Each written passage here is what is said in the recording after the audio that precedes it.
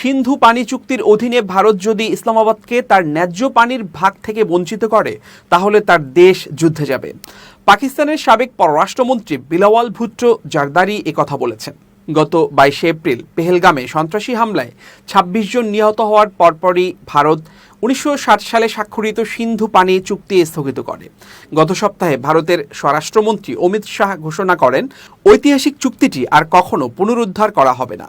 পাকিস্তানের পররাষ্ট্র মন্ত্রণালয়ের পক্ষ থেকে আন্তর্জাতিক চুক্তির প্রতি শাহের অবজ্ঞার সমালোচনা করার 2 দিন পর ভুট্টোর মন্তব্য সামনে এলো।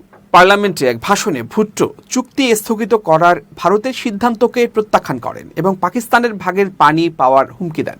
তিনি সিন্ধু অববাহিকার 6টি নদীর কথা উল্লেখ করে বলেন, ভারতের কাছে 2টি বিকল্প আছে, সেটি হলো ন্যায্যভাবে পানি ভাগাভাগি করা অথবা আমাদের 6টি নদীর পানি আমাদের কাছে পৌঁছে দেয়া।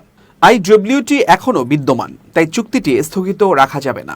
ভুট্টোর কথায় আইডব্লিউটি শেষ হয়ে গেছে সংক্রান্ত ভারতের দাবি অবৈধ, কারণ আইডব্লিউটি স্থগিত নেই, এটি পাকিস্তান এবং ভারতের জন্য বাধ্যতামূলক।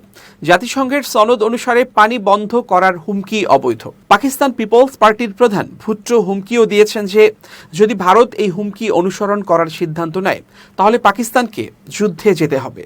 সাবেক পররাষ্ট্রমন্ত্রী আলোচনা এবং সহযোগিতার গুরুত্ব তুলে ধরেন, বিশেষ করে সন্ত্রাসবাদ বিরোধী প্রচেষ্টায়।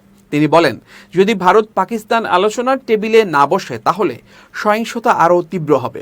ভারতের বিরুদ্ধে রাজনৈতিক উদ্দেশ্যে সন্ত্রাসবাদকে অস্ত্র হিসেবে ব্যবহার করার অভিযোগ তোলেন ভুট্টো। তিনি দাবি করেন, পররাষ্ট্রমন্ত্রী হিসেবে যুক্তরাজ্য এবং ইউরোপীয় দেশগুলোতে তার কূটনৈতিক সফরের সময় এটা স্পষ্ট যে Bharat financial action task force ফ্রন্টে পাকিস্তানের অগ্রগতিকে বাধা দেওয়ার জন্য অনেক তদবির করেছে।